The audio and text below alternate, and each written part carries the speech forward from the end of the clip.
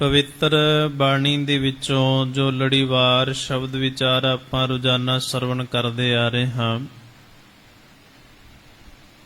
ਸਾਹਿਬ ਸ੍ਰੀ ਗੁਰੂ ਗ੍ਰੰਥ ਸਾਹਿਬ ਜੀ ਦੀ ਕਿਰਪਾ ਦੁਆਰਾ ਸ੍ਰੀ ਸੁਖਮਨੀ ਸਾਹਿਬ ਜੀ ਦੀ ਕਾਫੀ ਲੰਬੇਰੇ ਸਮੇਂ ਤੋਂ ਆਪਾਂ ਵਿਚਾਰ ਰੋਜ਼ਾਨਾ ਸਰਵਣ ਕਰਦੇ ਆ ਅਤੇ ਅੱਜ ਦਾ ਜੋ ਸ਼ਬਦ ਹੈ 11ਵੀਂ ਅਸ਼ਟਪਦੀ ਦਾ ਇਹ ਤੀਸਰਾ ਪਦਾ ਹੈ 277 ਅੰਗ ਤੇ।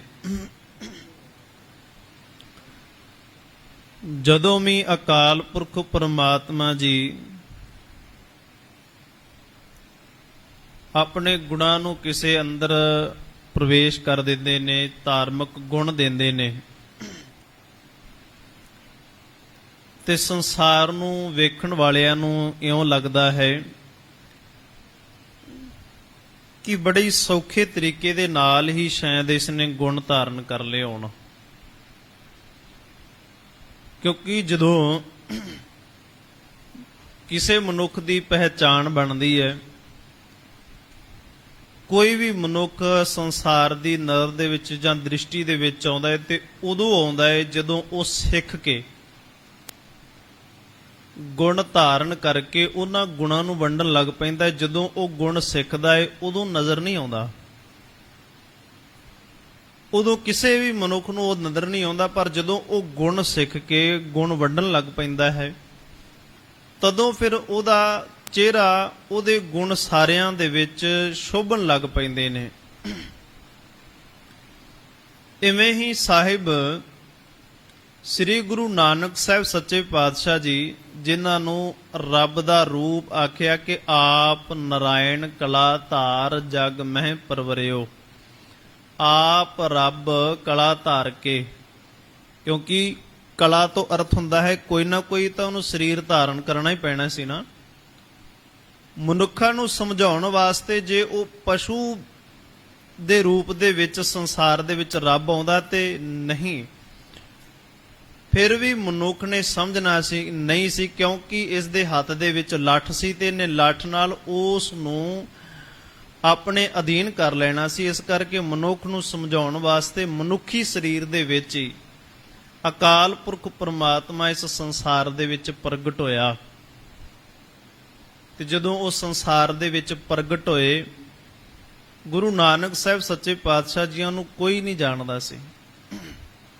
ਪਰ ਜਦੋਂ ਪਾਂਧੇ ਕੋਲ ਪੜਨ ਵਾਸਤੇ ਗਏ ਔਰ ਪਾਂਧੇ ਦੇ ਕੋਲ ਪੜਦਿਆਂ ਜਦੋਂ ਗਿਆਨ ਦੀਆਂ ਗੱਲਾਂ ਕੀਤੀਆਂ, ਫਿਰ ਨਾਨਕ ਦੀ ਸ਼ੋਭਾ ਵਧਣ ਲੱਗ ਪਈ। ਤੇ ਗੁਰਬਾਣੀ ਭਾਈ ਗੁਰਦਾਸ ਜੀ ਇਹ ਗੱਲ ਸਪਸ਼ਟ ਕਰਦੇ ਨੇ ਕਿ ਕਹਿੰਦੇ ਨੇ, ਭਾਰੀ ਕਰੀ ਤਪੱਸਿਆ ਵੱਡੇ ਭਾਗ ਹਰਿ ਸਿਉ ਬਣ ਆਈ। ਬਹੁਤ ਭਾਰੀ ਤਪੱਸਿਆ ਕੀਤੀ, ਵੱਡੇ ਭਾਗਾਂ ਦੇ ਨਾਲ ਹੀ ਅਕਾਲ ਪੁਰਖ ਪਰਮਾਤਮਾ ਜੀ ਦੇ ਨਾਲ ਉਹਨਾਂ ਦੀ ਬਣ ਪਾਈ। ਅਕਾਲ ਪੁਰਖ ਪਰਮਾਤਮਾ ਜੀਆਂ ਨੇ ਉਹਨਾਂ ਨੂੰ ਗੁਣ ਦਿੱਤੇ। ਪਹਿਲਾਂ ਪਾਇਆ ਬਾਬੇ ਬਖਸ਼ਦਰ, ਪਿੱਛੋਂ ਦੇ ਫਿਰ ਘਾਲ ਕਮਾਈ। ਪਹਿਲਾਂ ਬਖਸ਼ ਦਾ ਦਰ ਪ੍ਰਾਪਤ ਕੀਤਾ। ਬਖਸ਼ਿਸ਼ ਦਾ ਦਰ ਅਕਾਲ ਪੁਰਖ ਪਰਮਾਤਮਾ ਜੀਆਂ ਦੇ ਗੁਣਾਂ ਨੂੰ ਆਪਣੇ ਅੰਦਰ ਧਾਰਨ ਕਰਕੇ ਫਿਰ ਸੰਸਾਰ ਦੀ ਸੇਵਾ ਕੀਤੀ। ਕਿਤੇ ਉਹ ਭੁੱਖੇ ਸਾਧੂਆਂ ਨੂੰ ਲੰਗਰ ਛਕਾ ਦਿੰਦੇ ਨੇ, ਕਿਧਰੇ ਉਹ ਕਿੰਨਾ ਸਮਾਂ ਵੇਈ ਨਦੀ ਦੇ ਵਿੱਚ 3 ਦਿਨ ਵੇਈ ਨਦੀ ਦੇ ਵਿੱਚ ਬਿਤਾ ਦਿੰਦੇ ਨੇ। ਕਦੀ ਉਹ ਜਿੱਥੇ ਨੌਕਰੀ ਕਰਦੇ ਨੇ ਮੋਦੀ ਖਾਨੇ ਦੇ ਵਿੱਚ, ਉੱਥੇ ਬੈਠੇ 13 ਤੋਲੀ ਜਾਂਦੇ ਨੇ। ਇਹ ਹੈ ਕਾਲ। 13 ਤੁਰਨਾ ਕੋਈ ਸੌਖੀ ਜੀ ਗੱਲ ਨਹੀਂ ਹੁੰਦੀ। ਜਿੱਥੇ ਸਾਰੇ ਸੰਸਾਰ ਭਰ ਦੇ ਜੀਵ ਕੇਵਲ ਆਪਣੇ ਬਾਰੇ ਸੋਚਦੇ ਹੋਣ, ਕੇਵਲ ਤੇ ਕੇਵਲ ਆਪਣੇ ਬਾਰੇ, ਕਿ ਜੋ ਕੁਝ ਵੀ ਹੈ ਉਹ ਕੇਵਲ ਮੇਰੇ ਕੋਲ ਹੋਣਾ ਚਾਹੀਦਾ, ਹੋਰ ਕਿਸੇ ਦੇ ਕੋਲ ਨਹੀਂ। ਉਹਨਾਂ ਸਮਿਆਂ ਦੇ ਵਿੱਚ 13 ਤੁਰਨਾ ਕੋਈ ਆਮ ਜੀ ਗੱਲ ਨਹੀਂ ਹੁੰਦੀ। ਇਸ ਕਰਕੇ ਦਾਨ ਪੁੰਨ ਨੂੰ ਬਹੁਤ ਸਤਿਗੁਰੂ ਜੀ ਨੇ ਮਹੱਤਤਾ ਦਿੱਤੀ ਸੀ। ਵੀ ਜਿਸ ਸਮੇਂ ਦੇ ਵਿੱਚ ਲੋਕੀ ਕੇਵਲ ਆਪਣੇ ਬਾਰੇ ਸੋਚਦੇ ਹਨ, ਉਹਨਾਂ ਸਮਿਆਂ ਦੇ ਵਿੱਚ ਜੇ ਕੋਈ ਕਿਸੇ ਦਾ ਭਲਾ ਕਰਦਾ ਹੈ, ਕਿਸੇ ਨੂੰ ਕੁਝ ਰੁਪਈਆਂ ਦੀ ਮਦਦ ਕਰਦਾ ਹੈ, ਰੋਟੀ ਕੱਪੜੇ ਦੇ ਨਾਲ ਕਿਸੇ ਦੀ ਮਦਦ ਕਰਦਾ ਹੈ, ਤੇ ਬਹੁਤ ਵੱਡਾ ਗੁਣ ਹੈ। ਕਿਉਂਕਿ ਜਿੱਥੇ ਲੋਕ ਇਹ ਕੇਵਲ ਆਪਣੇ ਬਾਰੇ ਸੋਚਦੇ ਹੋਣ, ਉਸ ਥਾਂ ਦੇ ਉੱਪਰ ਸਾਰਾ ਸੰਸਾਰ ਕਿਸ ਬਾਰੇ ਸੋਚਦਾ ਹੈ? ਆਪਣੇ ਬਾਰੇ ਸੋਚਦਾ ਹੈ। ਇਸ ਕਰਕੇ ਸਤਿਗੁਰੂ ਜੀ ਸਾਨੂੰ ਅੱਜ ਦੇ ਹੁਕਮ ਦੇ ਵਿੱਚ, ਬਾਣੀ ਦੇ ਵਿੱਚ ਇਹੀ ਸਮਝਾਉਂਦੇ ਨੇ, ਕਹੋ ਮਾਨੁਖ ਤੇ ਕਿਆ ਹੋਏ ਆਵੇ, ਮਨੁੱਖ ਤੋਂ ਕੀ ਹੋ ਸਕਦਾ ਹੈ। ਜੋ ਤਿਸ ਭਾਵੇ ਸੋਈ ਕਰਾਵੇ।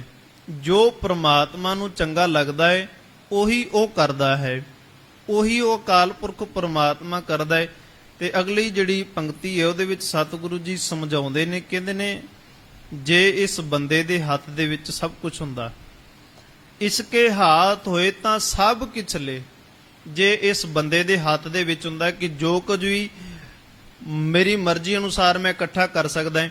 ਪਹਿਲੀ ਗੱਲ ਤਾਂ ਇਹ ਸੀ ਵੀ ਜੇ ਬੰਦੇ ਦੇ ਹੱਥ ਦੇ ਵਿੱਚ ਸਾਰਾ ਕੁਝ ਹੁੰਦਾ, ਫਿਰ ਸੰਸਾਰ ਦੇ ਵਿੱਚ ਬਹੁਤੇ ਜੀਵ ਵੀ ਨਹੀਂ ਹੋਣੇ ਸੀ, ਸਿਰਫ ਇੱਕ ਜਾਂ ਦੋ ਜਾਣੇ ਹੋਣੇ ਸੀ, ਉਹ ਵੀ ਬਰੋਬਰ ਦੀ ਟੱਕਰ ਵਾਲੇ। ਕਿਉਂ? ਕਿਉਂਕਿ ਇਹ ਸੰਸਾਰ ਦਾ ਜੀਵ ਜਿਹੜਾ ਹੈ ਜਾਂ ਤਾਂ ਬਰੋਬਰ ਦੀ ਟੱਕਰ ਵਾਲੇ ਦੇ ਕੋਲ ਡਰਦਾ ਹੈ, ਤੇ ਜਾਂ ਫਿਰ ਆਪਣੇ ਤੋਂ ਵੱਡੇ ਤੋਂ ਡਰਦਾ ਹੈ, ਨਹੀਂ ਤਾਂ ਛੋਟਿਆਂ ਨੂੰ ਇਹ ਮਾਰ ਕੇ ਖਾਣ ਦੇ ਬਰਾਬਰ ਸਮਝਦਾ ਵੀ ਇਹਨਾਂ ਨੂੰ ਤਾਂ ਮੈਂ ਮਾਰ ਕੇ ਖਾਈ ਜਾਵਾਂਗਾ। ਇਸਕੇ ਹਾਥ ਹੋਏ ਤਾਂ ਸਭ ਕੁਝ ਲੈ। ਜੇ ਇਸ ਬੰਦੇ ਦੇ ਹੱਥ ਦੇ ਵਿੱਚ ਹੁੰਦਾ ਇਹ ਕਰਮ, ਇਹ ਧਰਮ ਜਾਂ ਹੋਰ ਜਿਹੜੇ ਸੰਸਾਰੀ ਇੱਕ ਦੂਜੇ ਨੂੰ ਜਿਵੇਂ ਰੱਬ ਭੋਜਨ ਦਿੰਦਾ ਸਾਰਿਆਂ ਨੂੰ, ਜੇ ਇੱਕ ਅਕਾਲ ਪੁਰਖ ਪ੍ਰਮਾਤਮਾ ਇਸ ਬੰਦੇ ਨੂੰ ਇਹ ਦੇ ਦਿੰਦਾ ਕਿ ਧਰਤੀ ਦੇ ਵਿੱਚ ਜਿਹੜਾ ਬੀਜ ਹੈ ਉਹ ਤੇਰੀ ਮਰਜ਼ੀ ਅਨੁਸਾਰ ਉਗ ਸਕਦਾ ਹੈ, ਜਿੱਥੇ ਤੂੰ ਚਾਹਵੇਂ ਉੱਥੇ ਉਗ ਸਕਦਾ ਹੈ। ਤੇ ਇਸ ਕਰਕੇ ਇਹਨੇ ਕੀ ਕਰਨਾ ਸੀ, ਆਪਣੇ ਆਂਢ ਗੁਆਂਢ ਨੂੰ ਕਦੇ ਰੋਟੀ ਨਹੀਂ ਖਾਣ ਦੇਣੀ ਸੀ।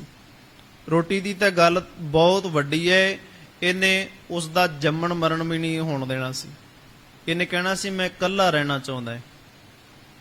ਜੇ ਮੰਨ ਕੇ ਚੱਲੋ ਇਹਦੇ ਤੋਂ ਵੱਡਾ ਕੋਈ ਹੋ ਜਾਂਦਾ, ਇਹਦੇ ਤੋਂ ਵੱਡਾ ਕੋਈ ਪੈਦਾ ਹੁੰਦਾ, ਤੇ ਇਸ ਨੇ ਕੀ ਕਰਨਾ ਸੀ, ਇਸ ਨੇ ਫਿਰ ਕੁਝੀਆਂ ਚਾਲਾਂ ਚੱਲਣੀਆਂ ਸੀ ਜਿਹੜੀਆਂ ਅੱਜ ਆਪਾਂ ਵੀ ਸ਼ਾਇਦ ਚੱਲਦੀਆਂ, ਬਹੁਤੇ ਲੋਕ ਚੱਲ ਹੀ ਰਹੇ ਹੋਣਗੇ।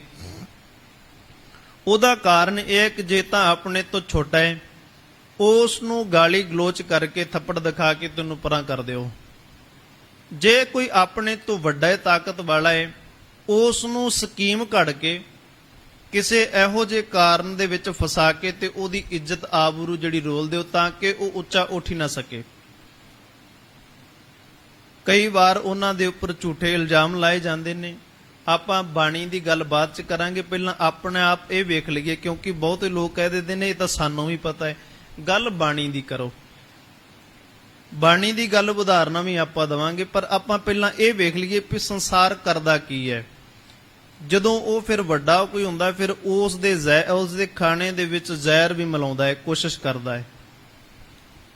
ਜਦੋਂ ਮਹਾਰਾਜਾ ਰਣਜੀਤ ਸਿੰਘ ਜੀ ਸਾਰੇ ਰਾਜ ਭਾਗ ਨੂੰ ਉਹਨਾਂ ਨੇ ਜਿੱਤਿਆ, ਸਰਕਾਰ 40 ਸਾਲ ਰਾਜ ਕੀਤਾ ਨਾ, ਉਹਨਾਂ ਦੇ ਉੱਪਰ ਅੰਗਰੇਜ਼ਾਂ ਦੀ ਵੀ ਨਜ਼ਰ ਸੀ, ਡੋਗਰਿਆਂ ਦੀ ਵੀ ਨਜ਼ਰ, ਹੋਰ ਕਈ ਉਹਨਾਂ ਦੀ ਵਿਰੋਧੀਆਂ ਦੀ ਨਜ਼ਰ ਸੀ। ਹੁਣ ਸਾਹਮਣੇ ਤਲਵਾਰ ਨਾਲ ਉਹਨੂੰ ਜਿੱਤਣ ਦਾ ਯਤਨ ਕੀਤਾ, ਨਹੀਂ ਹਾਰ ਸਕਿਆ। ਉਹਦੇ ਰਾਜ ਭਾਗ ਦੇ ਵਿੱਚ ਮਿਲਾਵਟ ਕਰਨ ਦੀ ਕੋਸ਼ਿਸ਼ ਕੀਤੀ, ਉਹ ਨਹੀਂ ਹਾਰ ਸਕਿਆ। ਜਦੋਂ ਕੋ ਉਹ ਪੜ੍ਹਾਈ, ਉਹਦੇ ਕੋਲ ਵਿੱਦਿਆ ਨਹੀਂ ਹੈਗੀ ਸੀ ਇੰਨੀ, ਔਰ ਜਦੋਂ ਉਹ ਛੋਟੀ ਉਮਰ ਦੇ ਵਿੱਚ ਸਨ ਤੇ ਬਹੁਤੇ ਲੋਕਾਂ ਨੇ, ਕਿਉਂਕਿ ਉਹਨਾਂ ਦੀ ਇੱਕ ਜਿਹੜੀ ਅੱਖ ਸੀ ਉਹ ਬੈਠੀ ਹੋਈ ਸੀ, ਬੈਠੀ ਤੋਂ ਭਾਵ ਕਿ ਇੱਕ ਅੱਖ ਤੋਂ ਦਿਸਦਾ ਨਹੀਂ ਸੀ, ਉਹਨਾਂ ਨੂੰ ਲੋਕਾਂ ਨੇ ਕਾਣਾ ਕਹਿਣਾ, ਕਾਣਾ ਕਹਿ ਕੇ ਆਖਣਾ। ਫਿਰ ਉਹ ਵੀ ਗੱਲ ਉਹਨਾਂ ਨੇ ਜਰੀ। ਫਿਰ ਉਸ ਤੋਂ ਬਾਅਦ ਹੌਲੀ ਹੌਲੀ ਉਹਨਾਂ ਦੇ ਖਾਣੇ ਦੇ ਵਿੱਚ ਮਿਲਾਵਟ ਕਰ ਦਿੱਤੀ ਗਈ। ਖਾਣੇ ਦੇ ਵਿੱਚ ਰੋਜ਼ਾਨਾ ਜ਼ਹਿਰ ਮਿਲਾ ਕੇ ਦਿੱਤਾ ਜਾਂਦਾ ਰਿਹਾ, ਰੋਜ਼ਾਨਾ ਜ਼ਹਿਰ ਮਿਲਾ ਕੇ ਦਿੱਤਾ ਜਾਂਦਾ ਰਿਹਾ। ਔਰ ਇਸ ਤਰ੍ਹਾਂ ਕਰਦਿਆਂ ਕਰਦਿਆਂ ਉਹਨਾਂ ਦੇ ਸਰੀਰ ਦੇ ਜਿਹੜੇ ਮੁੱਖ ਅੰਗ ਸੀਗੇ, ਉਹਨਾਂ ਮੁੱਖ ਅੰਗਾਂ ਦੇ ਉੱਪਰ ਅਸਰ ਹੋਇਆ ਤੇ ਸਰੀਰ ਨੂੰ ਅਧਰੰਗ ਹੋ ਗਿਆ। ਸਰੀਰ ਦਾ ਜਿਹੜਾ ਪਾਸਾ ਮਾਰਿਆ ਜਾਣਾ, ਜਿਹਨੂੰ ਆਪਾਂ ਅਧਰੰਗ ਕਹਿ ਦਿੰਦੇ ਹਾਂ, ਸਰੀਰ ਦੇ ਹਰਕਤ ਨਾ ਕਰਨੀ, ਉਹ ਹੋਣ ਤੋਂ ਬਾਅਦ ਜਦੋਂ ਉਹਦੀ ਮੌਤ ਹੋਈ ਤੇ ਕਹਿੰਦੇ ਨੇ ਜਦੋਂ ਉਹ ਮਹਾਰਾਜਾ ਰਣਜੀਤ ਸਿੰਘ ਦੀ ਮੌਤ ਹੋਈ ਤੇ ਉਸ ਸਮੇਂ ਦੇ ਵਿੱਚ ਬਹੁਤੇ ਲੋਕਾਂ ਨੇ ਕੀ ਕੀਤਾ, ਸਭ ਤੋਂ ਵੱਧ ਉਹਨਾਂ ਨੇ ਖਜ਼ਾਨੇ ਨੂੰ ਲੁੱਟਿਆ। ਅਸੀਂ ਵੇਖਦੇ ਹਾਂ ਨਾ, ਕੋਹੇ ਨੂਰ ਹੀਰਾ, ਬਹੁਤ ਸਾਰੀਆਂ ਕੀਮਤੀ ਵਸਤੂਆਂ ਸਭ ਤੋਂ ਵੱਧ ਉਹਨਾਂ ਦੇ ਖਜ਼ਾਨੇ ਨੂੰ ਲੁੱਟਿਆ ਗਿਆ। ਖਜ਼ਾਨਾ ਲੁੱਟਣ ਤੋਂ ਬਾਅਦ ਫਿਰ ਉਹਨਾਂ ਦਾ ਜਿਹੜਾ ਪੁੱਤਰ ਸੀ ਉਹਨਾਂ ਨੂੰ ਵੀ ਮਾਰਿਆ ਗਿਆ, ਉਹਨਾਂ ਦੇ ਪੋਤਰਿਆਂ ਨੂੰ ਮਾਰਿਆ ਗਿਆ। ਕਿੰਨਾ ਕੁਝ ਉਹਨਾਂ ਦੇ ਘਰ ਦੇ ਉੱਪਰ ਕੀਤਾ ਗਿਆ, ਔਰ ਸਾਰਾ ਕੁਝ ਕਰਨ ਦੇ ਬਾਵਜੂਦ ਆਖਰਕਾਰ ਗੱਲ ਇੱਥੇ ਆਣ ਕੇ ਮੁੱਕ ਜਾਂਦੀ ਹੈ ਕਿ ਉਹ ਸਾਰਾ ਰਾਜ ਭਾਗ ਮਹਾਰਾਜਾ ਰਣਜੀਤ ਸਿੰਘ ਜੀ ਦੇ ਕੋਲੋਂ ਹੱਥੋਂ ਜਾਂਦਾ ਰਿਹਾ ਉਹਨਾਂ ਦੇ ਜਾਣ ਤੋਂ ਬਾਅਦ। ਇਵੇਂ ਹੀ ਮਨੁੱਖ ਦੀ ਹਾਲਤ ਹੈ। ਕਹਿੰਦੇ ਜੇ ਇਸ ਕੇ ਹੱਥ ਹੋਏ ਤਾਂ ਸਭ ਕੁਝ ਲੈ, ਜੇ ਬੰਦੇ ਦੇ ਹੱਥ ਹੋਵੇ ਤੇ ਇਹ ਸਾਰਾ ਕੁਝ ਕਰੇ। ਹੁਣ ਕਰਦਾ ਕੀ ਹੈ? ਛੋਟੀ ਜੀ ਉਦਾਹਰਣ ਹੈ। ਕਈ ਲੋਕ ਰੋਟੀ ਤੋਂ ਭੁੱਖੇ ਮਰ ਜਾਂਦੇ ਨੇ, ਸਰੀਰ ਤਿਆਗ ਦਿੰਦੇ ਨੇ, ਪ੍ਰਾਣ ਤਿਆਗ ਦਿੰਦੇ ਨੇ।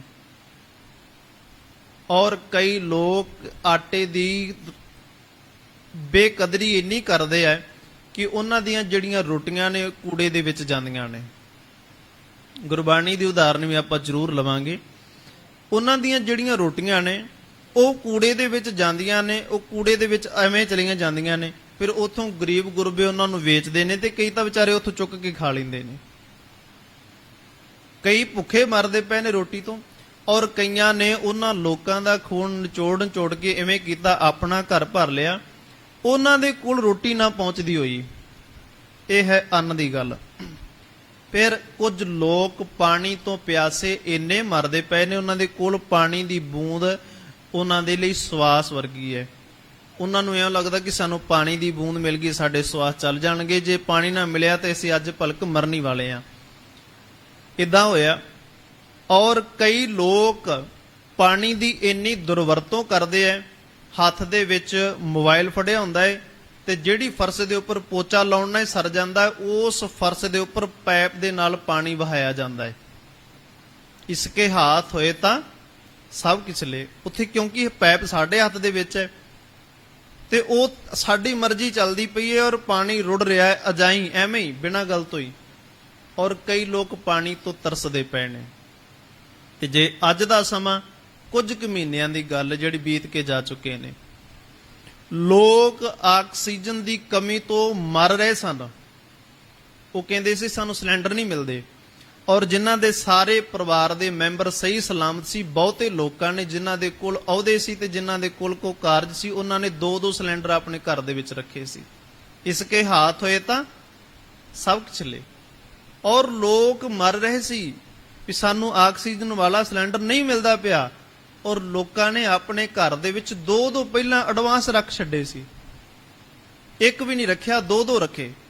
ਹੁਣ ਗੱਲ ਸਮਝ ਆ ਰਹੀ ਹੈ ਨਾ ਵੀ ਜੇ ਬੰਦੇ ਦੇ ਹੱਥ ਦੇ ਵਿੱਚ ਹੁੰਦਾ ਬੰਦਾ ਕੀ ਕਰ ਦਿੰਦਾ। ਚਲੋ ਇਸ ਤੋਂ ਅਗਲੀ ਉਦਾਹਰਨ ਵੀ ਆਈ। ਫਿਰ ਜਦੋਂ ਕਿਤੇ ਬੱਚੇ ਦਾ ਅਸੀਂ ਵਿਆਹ ਕਰਨਾ ਹੁੰਦਾ ਹੈ,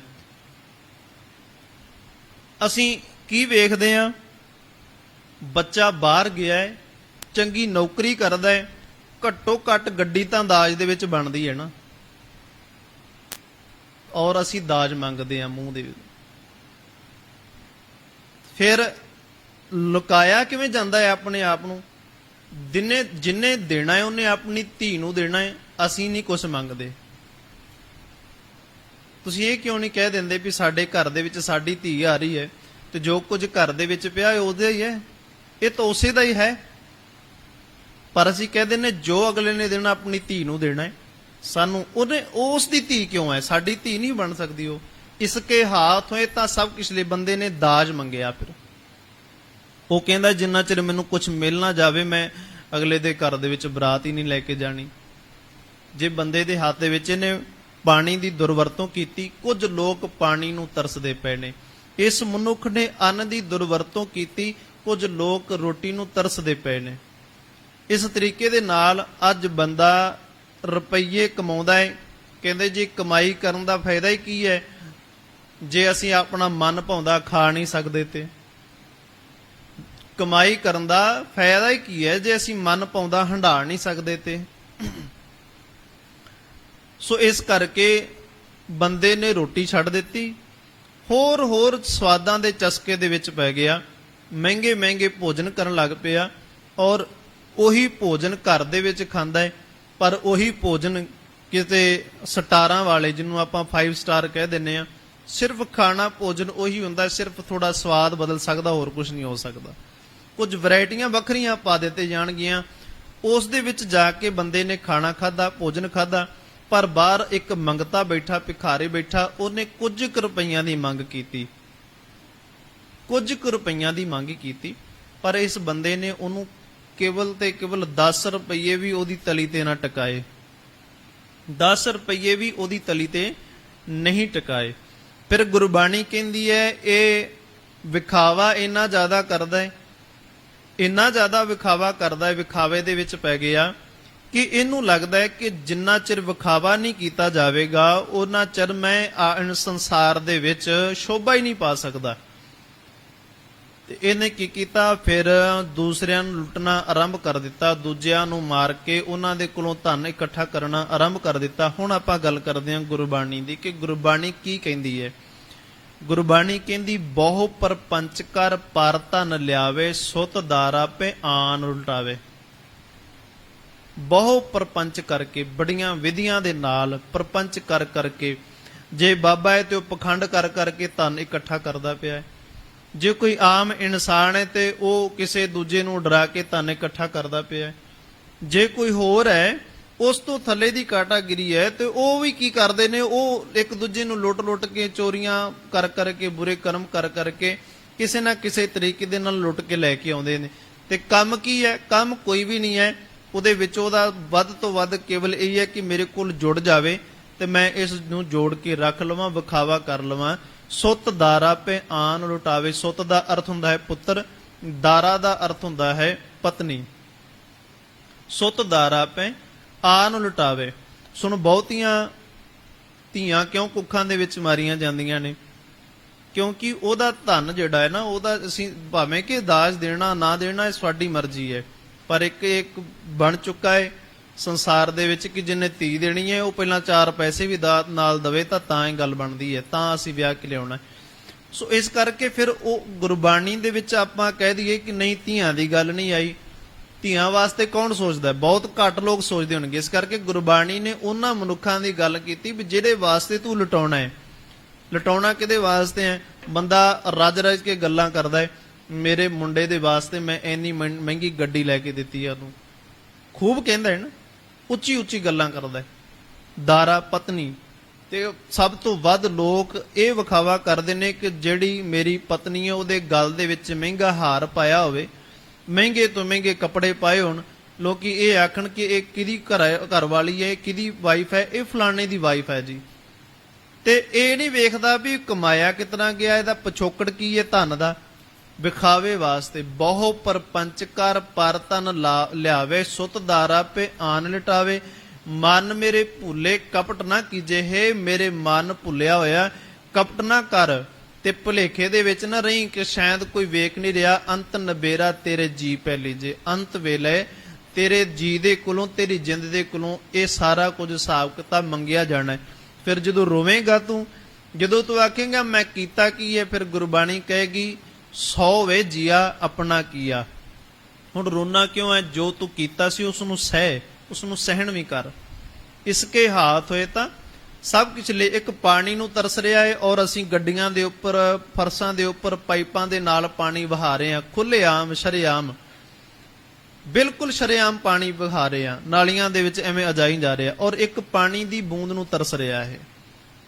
ਇਹ ਗੱਲਾਂ ਜਿਹੜੀਆਂ ਨੇ ਛੋਟੀਆਂ ਗੱਲਾਂ। ਫਿਰ ਭਾਈ ਗੁਰਦਾਸ ਜੀ ਇੱਕ ਉਦਾਹਰਨ ਦਿੰਦੇ ਨੇ, ਕਹਿੰਦੇ ਨੇ ਇਸ ਬੰਦੇ ਦਾ ਚਿਹਰਾ ਜਿਹੜਾ ਨਾ ਉਹ ਗਊ ਵਰਗਾ ਹੈ ਤੇ ਅੰਦਰ ਇੱਕ ਛੇਰ ਦੀ ਭਾਵਨਾ ਬੈਠੀ ਹੋਈ ਹੈ। ਕਹਿੰਦੇ ਗਊ ਮੁਖ ਬਾਗ ਜੈਸੇ ਬਸੇ ਮਿਰਗ ਮਾਲ ਵਿਖੇ। ਗਊ ਮੁਖ, ਜਿਵੇਂ ਗਾਂ ਦਾ ਮੁਖ ਭੋਲਾ ਹੁੰਦਾ ਹੈ। ਕਹਿੰਦੇ ਨੇ ਹੁਣ ਚਿਹਰਾ ਇਹਦਾ ਜਿਹੜਾ ਨਾ ਇਹ ਗਊਆਂ ਵਰਗਾ ਹੈ। ਜਦੋਂ ਕਿਸੇ ਨੂੰ ਲੁੱਟਦਾ ਹੈ ਨਾ, ਬੜੇ ਢੰਗ ਤਰੀਕੇ ਦੇ ਨਾਲ, ਹਾਰ ਸ਼ਿੰਗਾਰ ਪਾ ਕੇ, ਬਹੁਤ ਢੰਗ ਤਰੀਕੇ ਦੇ ਨਾਲ। ਕਹਿੰਦੇ ਨੇ ਹੁਣ ਚਿਹਰਾ ਜਿਹੜਾ ਨਾ ਇਹਦਾ ਗਾਂ ਵਰਗਾ ਹੈ, ਪਰ ਅੰਦਰ ਗਊ ਮੁਖ ਬਾਗ ਜੈਸੇ। ਬਾਗ ਕਿਹਨੂੰ ਕਹਿੰਦੇ ਨੇ? ਸ਼ੇਰ ਨੂੰ। ਕਹਿੰਦੇ ਨੇ ਇਸ ਤਰੀਕੇ ਦੇ ਨਾਲ ਸ਼ੇਰ ਜਾਂ ਚੀਤਾ ਵਾਲੀ ਜਿਹੜੀ ਇਹਦੀ ਅੰਦਰ ਦੀ ਭਾਵਨਾ ਹੈ।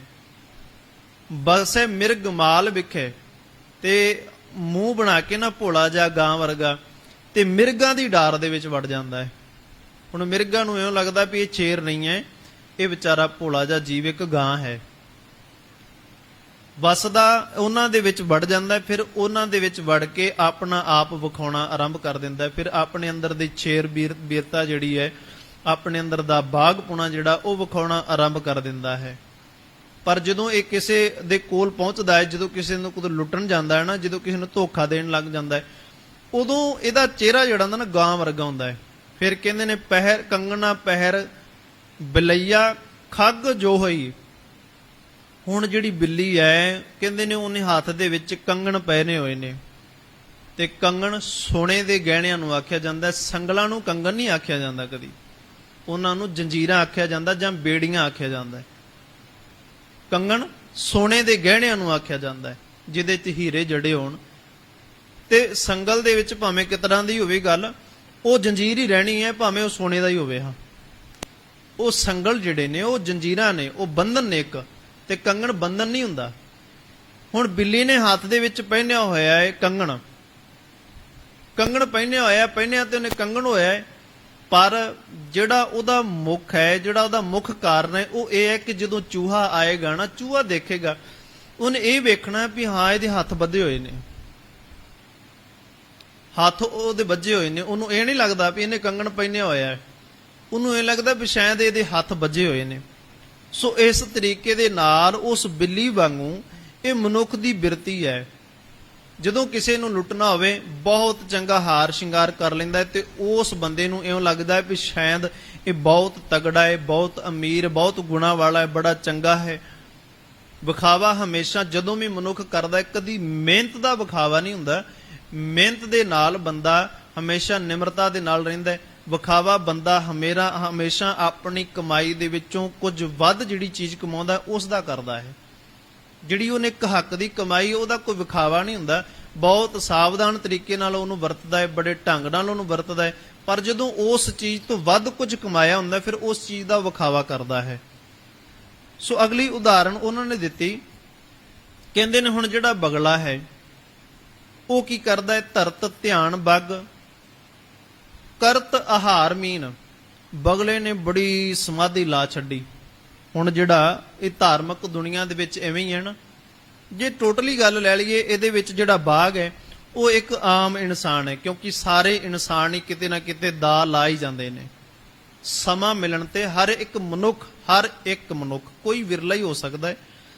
ਗੁਰਬਾਣੀ ਨੇ ਕਿਹਾ ਨਾ ਕਿ ਇਹ ਜੰਗਲ ਦੀ ਅੱਗ ਜਿਹੜੀ ਹੈ, ਇਹ ਮਨੁੱਖਾਂ ਦੇ ਵਿੱਚ ਸਾਰਿਆਂ ਦੇ ਵਿੱਚ ਫੈਲੀ ਹੋਈ ਹੈ। ਜਿਵੇਂ ਜੰਗਲ ਦੀ ਅੱਗ ਜਿਹੜੀ ਹੈ, ਦਾਵਾ ਅਗਨ ਬਹੁਤ ਤ੍ਰਿਣ ਜਾਲੇ ਕੋਈ ਹਰਿਓ ਬੂਟ ਰਹਿਓ ਰੀ। ਦਾਵਾ ਕਹਿੰਦੇ ਨੇ ਜੰਗਲ ਦੀ ਅੱਗ ਨੂੰ। ਦਾਵਾ ਦੀ ਅਗਨ ਕੀ ਕਰਦੀ ਹੈ, ਉਹ ਸਾਰੇ ਜੰਗਲ ਨੂੰ ਸਾੜ ਦਿੰਦੀ ਹੈ, ਪਰ ਕੋਈ ਹਰਿਆ ਬੂਟਾ, ਕੋਈ ਵਿਰਲਾ ਹੀ ਬੂਟਾ ਜਿਹੜਾ ਉਹ ਬਚਦਾ ਹੈ। ਹੁਣ ਇਸ ਅੱਗ ਨੇ, ਤ੍ਰਿਸ਼ਨਾ ਦੀ ਅੱਗ ਨੇ ਸਾਰੇ ਸੰਸਾਰ ਨੂੰ ਆਪਣੇ ਅੰਦਰ ਸਾੜ ਲਿਆ ਹੈ। ਸਾਰੇ ਸੰਸਾਰ ਨੂੰ, ਜਿੱਥੇ ਜਿਹਦਾ ਜੀ ਲੱਗਾ ਉਹਨੇ ਕੀਤਾ ਹੈ ਕੰਮ। ਜਿੱਥੇ ਵੀ ਜਿਹਨੂੰ ਸਮਾਂ ਮਿਲਿਆ ਉਹਨੇ ਆਪਣੇ ਦਾਅ ਨੂੰ, ਆਪਣੀਆਂ ਚਲਾਕੀਆਂ ਨੂੰ ਲਗਾਇਆ, ਉਹਨੇ ਕਰਨ ਦਾ ਯਤਨ ਨਹੀਂ ਕੀਤਾ। ਪਰ ਕੋਈ ਵਿਰਲਾ ਹੀ ਮਨੁੱਖ ਹੋਇਆ ਜਿਹਨੇ ਆਖਿਆ ਵੀ ਜੇ ਕੋਈ ਦੇਖਦਾ ਨਹੀਂ, ਘੱਟੋ ਘੱਟ ਰੱਬ ਤਾਂ ਦੇਖਦਾ ਹੈ ਨਾ। ਕੋਈ ਵਿਰਲਾ ਬੰਦਾ ਸੋਚਿਆ ਜਿਹਨੇ। ਸੋ ਕਹਿਣ ਲੱਗੇ ਹੁਣ ਜਿਹੜਾ ਬਗਲਾ ਹੈ ਉਹ ਧਾਰਮਿਕ ਦੁਨੀਆ ਦੇ ਵਿੱਚ, ਬਗਲੇ ਦੀ ਸਮਾਧੀ ਧਾਰਮਿਕ ਦੁਨੀਆ ਦੇ ਵਿੱਚ ਬਹੁਤ ਪ੍ਰਚਲਿਤ ਹੈ। ਕਹਿੰਦੇ ਨੇ ਮੁੱਖ ਝੂਠ ਵਿਭੂਖਣ ਸਾਰੰਗ, ਤੇ ਬੈਠਾ ਕਿਵੇਂ ਐਵੇਂ ਕਰਕੇ ਬਗਲ ਸਮਾਧਨ ਲਾਈ। ਬਗਲੇ ਦੀ ਸਮਾਧੀ ਵਾਂਗੂ ਸਮਾਧੀ ਲਾ ਕੇ ਬੈਠਾ, ਤੇ ਲੋਕਾਂ ਨੂੰ ਐਂ ਲੱਗਦਾ ਵੀ ਇਹ ਭਗਤ ਹੈ।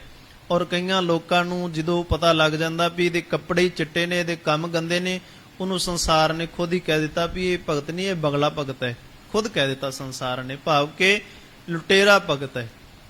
ਸੋ ਉਸ ਤਰੀਕੇ ਦੇ ਨਾਲ ਕਹਿੰਦੇ ਨੇ ਬਗਲਾ ਬੜਾ ਧਿਆਨ ਲਾ ਕੇ ਬੈਠਾ, ਪਰ ਉਹਦਾ ਜਿਹੜਾ ਮਨੋਰਥ ਸੀ ਉਹ ਮੀਨ ਕਹਿੰਦੇ ਨੇ ਮੱਛੀ ਨੂੰ ਆਹਾਰ ਕਰਨ ਵਾਸਤੇ। ਕਹਿੰਦੇ ਨੇ ਵੇਸ਼ਿਆ ਸ਼ਿੰਗਾਰ ਸਾਜ ਵਿਭਚਾਰ ਜੋ ਹੋਈ। ਹੁਣ ਜਿਹੜੀ ਵੇਸ਼ਵਾ ਹੈ ਤੇ ਇੱਕ ਪਤਨੀ ਹੈ, ਧਾਰਮਿਕ ਤੌਰ ਤੇ ਇੱਕ ਆਪਾਂ ਕਹਿੰਦੇ ਨਾ ਧਰਮ ਪਤਨੀ, ਪਤਨੀ ਸੁਪਤਨੀ ਜਿਹੜੀ ਹੈ, ਉਹ ਪਤਨੀ ਸੁਪਤਨੀ ਤਾਂ ਹੋ ਸਕਦੀ ਹੈ, ਧਰਮ ਪਤਨੀ ਨਹੀਂ ਹੁੰਦੀ। ਧਰਮ ਦੀ ਭੈਣ ਹੁੰਦੀ ਹੈ, ਧਰਮ ਦੀ ਮਾਂ ਹੁੰਦੀ ਹੈ, ਧਰਮ ਦਾ ਪਿਓ ਹੁੰਦਾ ਹੈ, ਧਰਮ ਦਾ ਭਰਾ ਹੁੰਦਾ ਹੈ। ਧਰਮ ਦੀ ਪਤਨੀ ਨਹੀਂ ਹੁੰਦੀ। ਪਤਨੀ ਸੁਪਤਨੀ ਜਿਹੜੀ ਹੁੰਦੀ ਹੈ ਉਹ ਸਾਨੂੰ ਲੱਗਦਾ ਵੀ ਸ਼ਾਇਦ ਇਹ ਗੱਲ ਕੋਈ ਵੱਡੀ ਨਹੀਂ ਹੈਗੀ, ਭਾਵ ਕਿ ਧਰਮ ਦਾ ਮੇਰੇ ਧਰਮ ਦਾ ਸੀ ਤਾਂ ਕਰਕੇ ਇਹਨੂੰ ਧਰਮ ਭਰਾ ਬਣਾਇਆ ਹੋਇਆ। ਧਰਮ ਭਰਾ, ਅਸੀਂ ਕਦੀ ਆਪਣੇ ਭਰਾ ਨੂੰ ਆਖਿਆ ਵੀ ਇਹ ਮੇਰਾ ਧਰਮ ਭਰਾ ਹੈ? ਇਹਨੇ ਆਪਾਂ ਸਿੱਧਾ ਕਹਿੰਦੇ ਨਹੀਂ ਜੀ ਇਹ ਮੇਰਾ ਛੋਟਾ ਭਰਾ ਜਾਂ ਮੇਰਾ ਵੱਡਾ ਭਰਾ ਹੈ। ਜਦੋਂ ਕੋਈ ਦੂਜਾ ਹੁੰਦਾ ਅਸੀਂ ਉਹਨੂੰ ਕਹਿੰਦੇ ਨਹੀਂ ਮੇਰਾ ਧਰਮ ਭਰਾ ਹੈ। ਸੋ ਇਸ ਕਰਕੇ ਕਹਿੰਦੇ ਨੇ ਹੁਣ ਸ਼ਿੰਗਾਰ ਤਾਂ ਦੋਵਾਂ ਨੇ ਕੀਤਾ, ਇੱਕ ਵੈਸ਼ਿਆ ਨੇ ਵੀ ਸ਼ਿੰਗਾਰ ਕੀਤਾ ਤੇ ਇੱਕ ਸੁਪਤਨੀ ਨੇ, ਪਤਨੀ ਨੇ ਵੀ ਸ਼ਿੰਗਾਰ ਕੀਤਾ। ਪਰ ਇੱਕ ਦੇ ਮਨ ਦੇ ਵਿੱਚ ਕੋਈ ਖੋਟ ਨਹੀਂ ਹੈਗੀ, ਇੱਕ ਦੇ ਮਨ ਦੇ ਵਿੱਚ ਬਹੁਤ ਵੱਡੀ ਖੋਟ ਹੈ। ਇੱਕ ਨੇ ਆਪਣੇ ਘਰੇਲੂ ਕੰਮ ਲਈ ਕਾਰਜ ਵਾਸਤੇ ਜਾਂ ਸ਼ਿੰਗਾਰ ਕੀਤਾ ਔਰ ਇੱਕ ਨੇ ਸੰਸਾਰ ਦੇ ਬਾਕੀ ਜੀਆਂ ਨੂੰ ਮੋਹਿਤ ਕਰਨਾ ਹੈ। ਫਰਕ ਪੈ ਗਿਆ, ਸ਼ਿੰਗਾਰ ਦੋਵਾਂ ਨੇ ਕੀਤਾ ਹੈ। ਸੋ ਅਗਲੀ ਉਦਾਹਰਣ ਦਿੰਦੇ ਨੇ, ਕਹਿੰਦੇ ਨੇ ਹੁਣ ਵੇਖੋ ਪੰਚਵਟ ਵਾਰੋ, ਜਿਹੜਾ ਮਾਰਗ ਤੇ ਚੱਲਿਆ ਹੋਇਆ ਥਾਂ ਥਾਂ ਤੇ, ਜਿਹਨੂੰ ਆਪਾਂ ਕਹਿ ਦਿੰਨੇ ਮੁਸਾਫਰ ਖਾਨਾ। ਮੁਸਾਫਰ ਆਵੇ, ਰਸਤੇ ਦੇ ਵਿੱਚ ਉਹਨੂੰ ਹਨੇਰਾ ਹੋ ਗਿਆ, ਉਹਨੇ ਉਸ ਮੁਸਾਫਰ ਖਾਨੇ ਦੇ ਵਿੱਚ ਗਿਆ, ਜਾ ਕੇ ਪੁੱਛਿਆ ਮੈਨੂੰ ਆਰਾਮ ਕਰਨ ਲਈ ਜਗ੍ਹਾ ਮਿਲ ਸਕਦੀ ਹੈ? ਸਵੇਰੇ ਹੋਏਗੀ ਮੈਂ ਅਗਲਾ ਪਿੰਡ ਤੈਅ ਕਰ ਲਵਾਂਗਾ। ਕਹਿੰਦੇ ਨੇ ਹੁਣ ਮੁਸਾਫਰ ਨੇ ਪੰਚ ਬਟਵਾਰੋ, ਪੰਚ ਤੋਂ ਭਾਵ ਮਸਤੇ ਤੁਰਨ ਵਾਲਾ, ਰਸਤੇ ਤੇ ਤੁਰਨ ਵਾਲਾ, ਮਾਰਗ ਤੇ ਚੱਲਣ ਵਾਲਾ, ਬਟਵਾਰੋ ਵਾਟ ਕੱਢਣ ਵਾਲਾ, ਜਿਹਨੇ ਵਾਟ ਕੱਢਣੀ ਹੈ, ਤੁਰਨਾ ਹੈ। ਸੋ ਉਹਨੂੰ ਕੀ ਕੀਤਾ? ਕਹਿੰਦੇ ਨੇ ਉਸ ਬੰਦੇ ਨੇ ਜਿਹਨੇ ਵਿਖਾਇਆ ਧਰ ਭੇਖ ਧਰ, ਭੇਖ ਧਾਰ ਕੇ ਉਹਨੇ ਮੁਸਾਫਰਾਂ ਵਾਲਾ ਕਹਿੰਦਾ ਮੈਂ ਮੁਸਾਫਰਾਂ ਦੀ ਸੇਵਾ ਕਰਦਾ ਹੈ। ਤੇ ਕਹਿੰਦੇ ਨੇ ਅੰਤ ਫਾਸ ਡਾਰ ਮਾਰੇ ਕਰ ਧਰੋ ਧਰੋ ਹੀ। ਤੇ ਜਦੋਂ ਉਹ ਕਿਧਰੇ ਸੌਂ ਜਾਂਦਾ ਹੈ ਜਾਂ ਕਿਧਰੇ ਨੂੰ ਮੌਕਾ ਮਿਲਦਾ ਹੈ, ਕੁਝ ਕੁ ਖਾਣਿਆਂ ਦੇ ਵਿੱਚ ਜ਼ਹਿਰ ਮਿਲਾ ਦਿੰਦੇ ਨੇ, ਕੁਝ ਕੁ ਲੋਕ ਉਹਦੇ ਗਲ ਦੇ ਵਿੱਚ ਫਾਂਸੀ ਲਾ ਦਿੰਦੇ ਨੇ ਤੇ ਉਹਨੂੰ ਮਾਰ ਦਿੰਦੇ ਨੇ। ਤੇ ਉਹਨੇ ਜਿਹੜਾ ਭੇਖ ਧਾਰਨ ਕੀਤਾ ਸੀ ਉਹ ਇਸ ਕਰਕੇ ਸੀ ਕਿ ਮੇਰੇ ਕੋਲ ਜਿਹੜੇ ਮੁਸਾਫਰ ਆਉਂਦੇ ਨੇ ਮੈਂ ਉਹਨਾਂ ਮੁਸਾਫਰਾਂ ਦੀ ਸੇਵਾ ਕਰਦਾ ਹੈ, ਉਹਨਾਂ ਮੁਸਾਫਰਾਂ ਦੀ ਸੇਵਾ ਕਰਦਾ ਹੈ। ਸੋ ਇਸ ਤਰੀਕੇ ਦੇ ਨਾਲ ਉਹਨੇ ਸੰਸਾਰ ਨੂੰ ਠੱਗ ਲਿਆ। ਫਿਰ ਕਹਿੰਦੇ ਨੇ ਇਸੇ ਤਰੀਕੇ ਦੇ ਨਾਲ ਕਪਟੀ ਮਨੁੱਖ ਕਦੀ ਸਾਧ ਸੰਗਤ ਦੇ ਵਿੱਚ ਬੈਠ ਕੇ ਜਿਹੜਾ ਕਪਟ ਕਰਦਾ ਹੋਵੇ, ਭਰਮ ਕਰਦਾ ਹੋਵੇ, ਕਪਟ ਤੇ ਭਰਮ ਗੁਰਬਾਣੀ ਦੇ ਵਿੱਚ ਸ਼ਬਦ ਆਉਂਦਾ ਹੈ, ਦਰਸ਼ਨ ਪਿਆਸੀ ਦਿਨ ਸਰਾਤ ਚਿਤਵੋਂ ਅਣਦਿਨ ਨੀਤ ਖੋਲ ਕਪਟ ਗੁਰ ਮੇਲੀਆ। ਕਪਟ ਤੋਂ ਹੁੰਦਾ ਹੈ ਕੋਈ ਪਰਦਾ, ਕੋਈ ਦਰਵਾਜ਼ਾ। ਜਿਵੇਂ ਸਾਡੇ ਅੰਦਰ ਕੀ ਪੜਦਾ ਹੈ? ਭਰਮ ਦਾ ਪਰਦਾ ਪਿਆ ਹੋਇਆ ਹੈ। ਸੋ ਇਵੇਂ ਕਰਕੇ ਕਹਿੰਦੇ ਨੇ ਹੁਣ ਜਿਹੜਾ ਪਰਦਾ ਪਾ ਕੇ ਰਹਿੰਦਾ ਹੈ, ਅੰਦਰ ਕੁਝ ਹੋਰ ਤੇ ਬਾਹਰੋਂ ਕੁਝ ਹੋਰ, ਉਹ ਸਾਧ ਸੰਗਤ ਦੇ ਵਿੱਚ ਬੈਠ ਕੇ ਕਦੀ ਵੀ ਧਿਆਨ ਨਹੀਂ ਲਾ ਸਕਦਾ। ਉਹਦੀ ਨਜ਼ਰ ਕਿੱਥੇ ਹੁੰਦੀ ਹੈ? ਉਹਦੀ ਨਜ਼ਰ ਇਵੇਂ ਹੁੰਦੀ ਨਾ, ਤੁਸੀਂ ਕਿਧਰੇ ਵੀ ਗੁਰਦੁਆਰਾ ਸਾਹਿਬ, ਵੱਡੇ ਤੋਂ ਵੱਡਾ ਗੁਰਦੁਆਰਾ ਸਾਡਾ ਕੇਂਦਰੀ ਅਸਥਾਨ ਹੈ ਸੱਚਖੰਡ ਸ੍ਰੀ ਦਰਬਾਰ ਸਾਹਿਬ, ਜਿੱਥੇ ਤੁਹਾਨੂੰ ਕੀਰਤਨ ਦੀਆਂ ਧੁਨਾਂ ਕੰਨਾਂ ਦੇ ਵਿੱਚ ਪੈਣਗੀਆਂ। ਉੱਥੇ ਪਰਿਕਰਮਾ ਦੇ ਵਿੱਚ ਲੱਗੇ ਹੋਏ ਸਪੀਕਰਾਂ ਦੇ ਵਿੱਚ ਇਹ ਬਾਰ-ਬਾਰ ਆਵਾਜ਼ ਵੀ ਆਏਗੀ। ਆਪਣੇ ਗਹਿਣਿਆਂ ਦਾ, ਆਪਣੇ ਮੋਬਾਈਲ ਦਾ, ਆਪਣੇ ਪਰਸ ਦਾ ਖਾਸ ਧਿਆਨ ਰੱਖੋ। ਭਾਵ ਹੋ ਸਕਦਾ ਹੈ ਕਿ ਇੱਥੇ ਭੇਖਾਂ ਦੇ ਵਿੱਚ ਬੈਠੇ ਹੋਏ, ਧਾਰਮਿਕ ਚੋਲੇ ਲਿਬਾਸ ਪਹਿਨ ਕੇ ਹੋਏ, ਚੰਗੀ ਵਰਦੀ ਪਹਿਨ ਕੇ ਇੱਥੇ ਆਏ ਹੋਣਗੇ ਤੇ ਉਹ ਤੁਹਾਨੂੰ ਲੁੱਟ ਲੈਣਗੇ, ਤੁਹਾਡੇ ਗਹਿਣਿਆਂ ਨੂੰ ਲੁੱਟ ਲੈਣਗੇ। ਇਸ ਕਰਕੇ ਧਿਆਨ ਰੱਖੋ। ਸੋ ਉਹ ਗਏ ਤਾਂ ਉਹ ਵੀ ਦਰਬਾਰ ਸਾਹਿਬ ਹੀ ਨਾ, ਲੁੱਟਣ ਵਾਲੇ ਗਏ ਪ੍ਰਕਰਮਾਂ ਦੇ ਵਿੱਚ, ਉਹ ਵੀ ਫਿਰ ਰਹੇ ਨੇ, ਸ਼ਰਧਾ ਵਾਲਾ ਵੀ ਪ੍ਰਕਰਮਾਂ ਦੇ ਵਿੱਚ ਫਿਰਦਾ ਪਿਆ। ਪਰ ਕਹਿੰਦੇ ਨੇ ਅੰਦਰ ਉਹਦੇ ਇੱਕ ਕਪਟ ਹੈ, ਇੱਕ ਭਰਮ ਪੜਦਾ ਹੈ। ਬਾਹਰੋਂ ਤਾਂ ਉਹ ਮੱਥਾ ਟੇਕਣ ਵਾਸਤੇ ਆਇਆ ਹੈ, ਪਰ ਅੰਦਰ ਇੱਕ ਕਪਟ ਹੈ ਕਿ ਉੱਥੇ ਜਾ ਕੇ ਮੈਂ ਕਿਸੇ ਦਾ ਪਰਸ ਮਾਰ ਲਵਾਂਗਾ, ਕਿਸੇ ਦੇ ਗਲ ਦੇ ਵਿੱਚ ਪਾਈ ਹੋਈ ਚੇਨ, ਕਿਸੇ ਦੇ ਕੰਨਾਂ ਦੇ ਵਿੱਚ ਪਾਏ ਹੋਏ ਗਹਿਣੇ ਮੈਂ ਉਹ ਉਤਾਰ ਲਵਾਂਗਾ ਤੇ ਇਹਦੇ ਨਾਲ ਉਹਨੂੰ ਵੇਚ ਕੇ ਮੈਂ ਆਪਣਾ ਘਰ ਭਰ ਲਵਾਂਗਾ। ਸੋ ਕਹਿੰਦੇ ਨੇ ਫਿਰ ਚੰਦਨ ਸੁਗੰਧ ਬਾਸ ਗਾਂਠ ਨਾ ਜੋ ਹੋਈ। ਹੁਣ ਚੰਦਨ, ਜਿਵੇਂ ਚੰਦਨ ਸਾਰੇ ਪਾਸੇ ਸੁਗੰਧੀਆਂ ਦਿੰਦਾ ਹੈ, ਪਰ ਜਿਹੜਾ ਵਾਂਸ ਹੈ ਉਹਦੀਆਂ ਗੰਢਾਂ ਉਹਦੇ ਅੰਦਰ ਸੁਗੰਧੀ ਨਹੀਂ ਜਾਣ ਦਿੰਦੀਆਂ। ਇਵੇਂ ਹੀ ਗੁਰੂ ਘਰ ਦੇ ਵਿੱਚ ਆਪਾਂ ਸਾਰੇ ਹੀ ਬੈਠੇ ਹੋਏ ਆ, ਸਾਰੇ ਹੀ ਕੁਝ ਨਾ ਕੁਝ ਸੋਚ ਕੇ ਆਏ ਹੋਏ ਆ ਵੀ ਅਸੀਂ, ਕੋਈ ਕਹਿੰਦੇ ਅਸੀਂ ਗੁਰੂ ਦੇ ਕੋਲ ਕੁਝ ਮੰਗਣ ਜਾਣਾ ਹੈ, ਕੁਝ ਕਹਿੰਦੇ ਅਸੀਂ ਗੁਰੂ ਦਾ ਨਾਮ ਜਪਣਾ, ਕੋਈ ਸ਼ੁਕਰਾਨਾ ਕਰਨ ਵਾਸਤੇ ਆਇਆ ਹੋਏਗਾ, ਔਰ ਇਹਨਾਂ ਦੇ ਵਿੱਚ ਬੈਠਿਆ ਹੋਇਆ ਵਿੱਚ ਕੋਈ ਕਪਟ ਕਰਦਾ ਹੋਏਗਾ, ਕਪਟ ਕਰ ਰਿਹਾ ਹੋਏਗਾ। ਉਹ ਧਿਆਨ ਨਹੀਂ ਲਾ ਰਿਹਾ ਹੋਏਗਾ, ਉਹ ਵੇਖ ਹੀ ਰਿਹਾ ਹੋਏਗਾ ਵੀ ਕੰਨ ਦੇ ਵਿੱਚ ਗਹਿਣੇ ਕਿੰਨੇ ਸੋਹਣੇ ਪਾਏ ਹੋਏ ਨੇ, ਉਹ ਹੱਥ ਦੇ ਵਿੱਚ ਕੜਾ ਬਹੁਤ ਮੋਟਾ ਪਾਇਆ ਹੋਇਆ ਹੈ, ਗਲ ਦੇ ਵਿੱਚ ਚੇਨ ਬਹੁਤ ਵਧੀਆ ਪਾਈ ਹੋਈ ਹੈ। ਉਹ ਆਏ ਸਾਧ ਸੰਗਤ ਦੇ ਵਿੱਚ ਪਰ ਭਰਮ ਦੇ ਵਿੱਚ ਭੁੱਲ ਗਏ।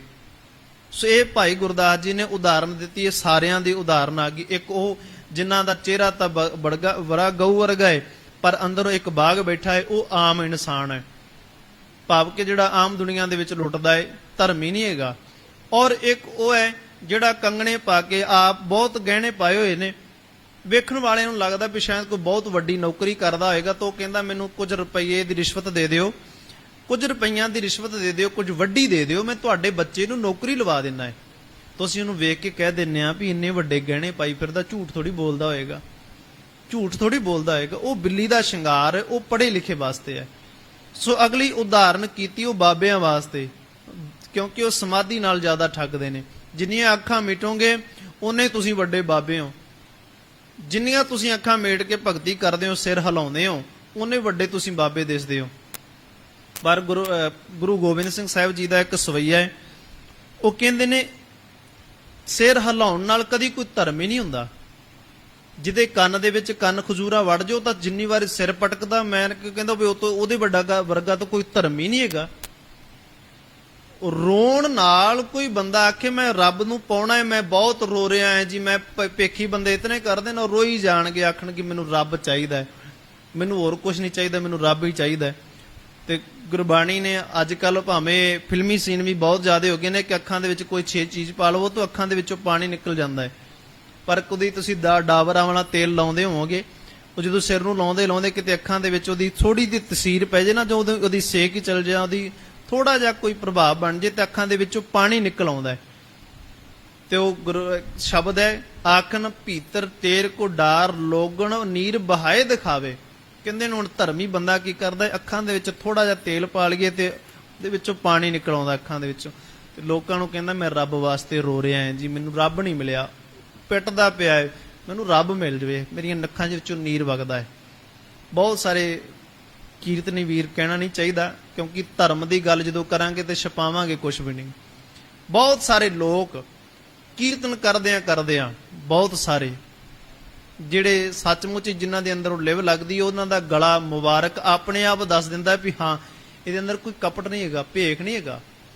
ਪਰ ਜਿਨ੍ਹਾਂ ਦੇ ਗਲੇ ਨਹੀਂ ਦੱਸਦੇ, ਉਹ ਫਿਰ ਅੱਖਾਂ ਦੇ ਵਿੱਚੋਂ ਨੀਰ ਵਹਾ ਕੇ ਦੱਸਦੇ ਨੇ ਅਸੀਂ ਧਰਮੀ ਆ। ਆਖਣ ਭੀਤਰ ਤੇਰ ਕੋ ਡਾਰ, ਅੱਖਾਂ ਦੇ ਵਿੱਚ ਤੇਲ ਪਾ ਕੇ ਲੋਗਨ ਨੀਰ ਬਹਾਏ ਦਿਖਾਵੇ, ਲੋਕਾਂ ਨੂੰ ਅੱਖਾਂ ਦੇ ਵਿੱਚੋਂ ਨੀਰ ਵਹਾ ਕੇ ਦੱਸਦਾ ਹੈ ਮੈਂ ਬਹੁਤ ਵੱਡਾ ਧਰਮੀ, ਮੈਨੂੰ ਰੱਬ ਮਿਲਾ ਦਿਓ।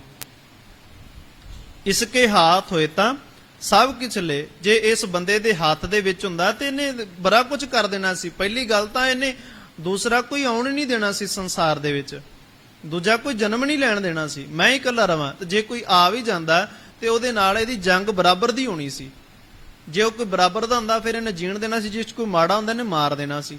ਇਸ ਕਰਕੇ ਬੰਦਾ ਹੁਣ ਕੀ ਕਰਦਾ ਹੈ, ਕਦੀ ਟੂਣੇ ਕਰਦਾ ਕਿਸੇ ਦੇ ਘਰ ਦੇ ਵਿੱਚ ਉਹਦਾ ਘਰ ਬਰਬਾਦ ਹੋ ਜਾਵੇ, ਕਦੀ ਟੂਣੇ ਕਰਦਾ ਕਿਸੇ ਦੇ ਵਾਸਤੇ ਉਹਦਾ ਘਰ ਕਾਰੋਬਾਰ ਠੱਪ ਹੋ ਜਾਵੇ, ਕਦੀ ਕਿਸੇ ਦੇ ਉੱਪਰ ਚੁਗਲੀਆਂ ਲਾਉਂਦਾ, ਕਦੀ ਕਿਸੇ ਦੀ ਨਿੰਦਿਆ ਕਰਦਾ, ਕਦੀ ਕਿਸੇ ਦੇ ਔਗਣ ਫਰੋਲਦਾ ਹੈ। ਉਹ ਚੰਗਾ ਬੰਦਾ ਵੀ ਹੋਵੇ ਤਾਂ ਵੀ ਇਹਦੀ ਨਜ਼ਰ ਦੇ ਵਿੱਚ ਮੈਲ ਹੀ ਹੁੰਦੀ ਹੈ।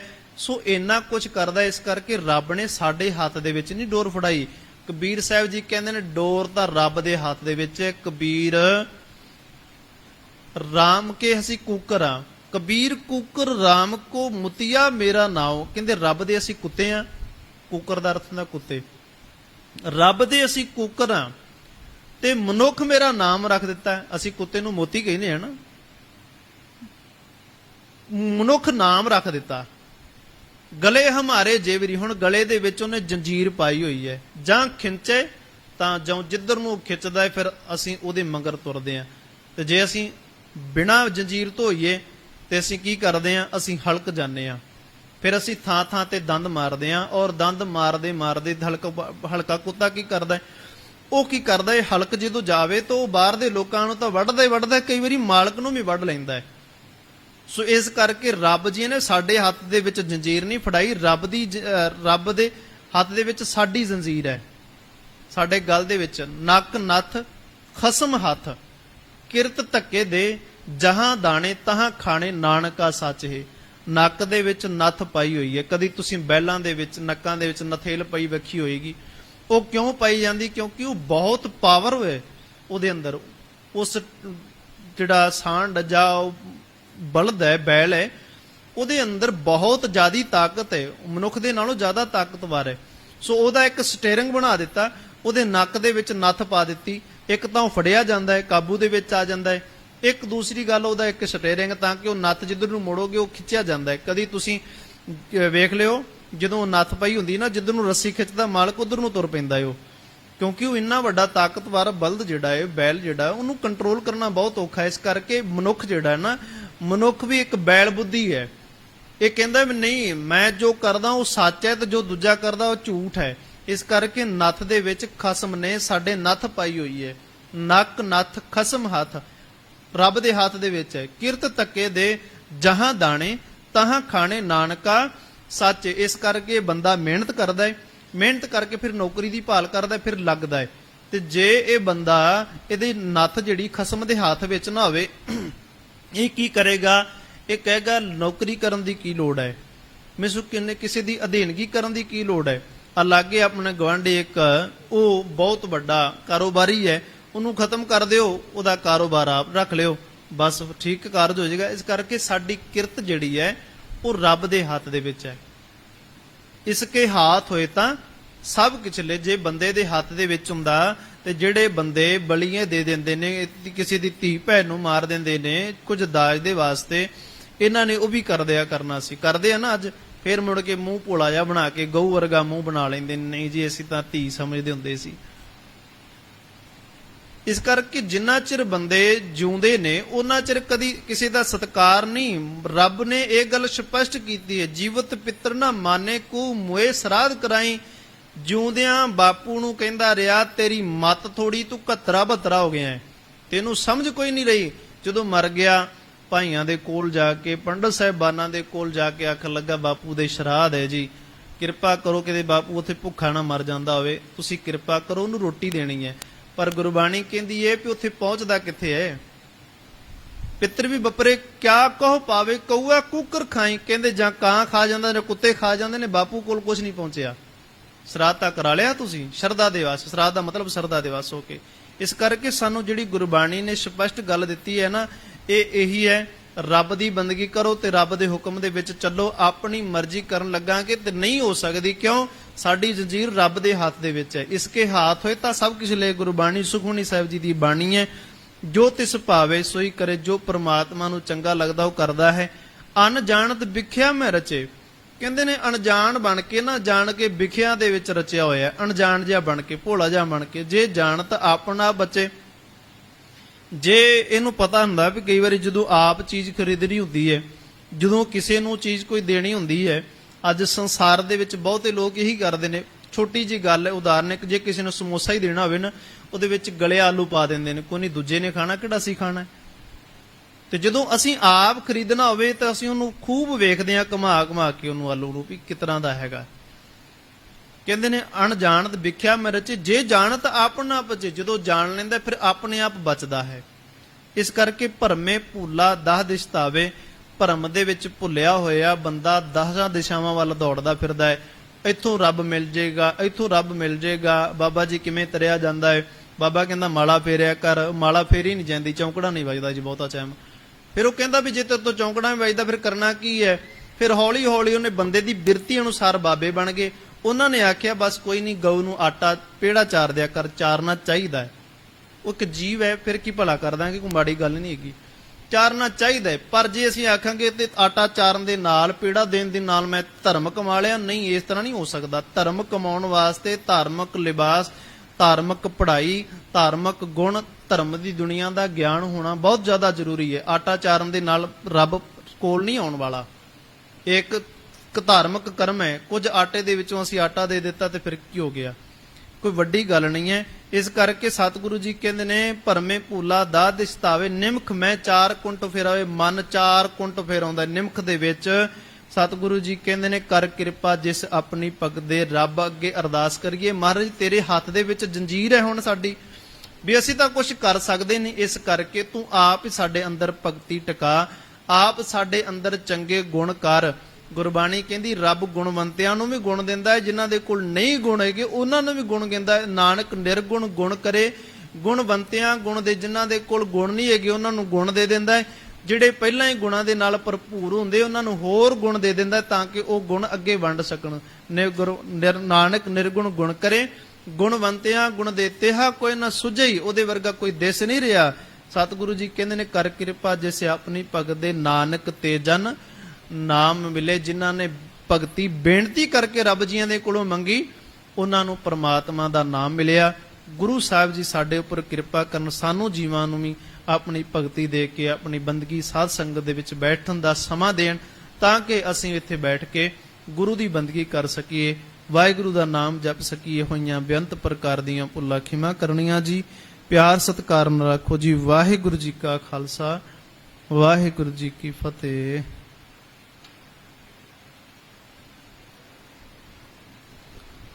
ਧੰਨ ਵਾਹਿਗੁਰੂ ਸਾਹਿਬ ਜੀਓ। ਰਾਮ ਕਲੀ ਮਹਿਲਾ ਤੀਜਾ। ਆਨੰਦ ਇੱਕ ਓੰਕਾਰ ਸਤਿਗੁਰ ਪ੍ਰਸਾਦ। ਆਨੰਦ ਭਿਆ ਮੇਰੀ ਮਾਏ, ਸਤਿਗੁਰੂ ਮੈਂ ਪਾਇਆ, ਸਤਿਗੁਰ ਤਾਂ ਪਾਇਆ ਸਹਿਜ ਸੇਤੀ, ਮਨ ਵਜੀਆਂ ਵਧਾਈਆਂ, ਰਾਗ ਰਤਨ ਪਰਿਵਾਰ ਭਰੀਆਂ, ਸ਼ਬਦ ਗਾਵਣ ਆਈਆਂ। ਸ਼ਬਦੋ ਤਾਂ ਗਾਵੋ ਹਰੀ ਕੇਰਾ, ਮਨ ਜਿਨੀ ਵਸਾਇਆ, ਕਹੇ ਨਾਨਕ ਆਨੰਦ ਹੋਵਾ, ਸਤਿਗੁਰੂ ਮੈਂ ਪਾਇਆ, ਏ ਮਨ ਮੇਰਿਆ ਤੂੰ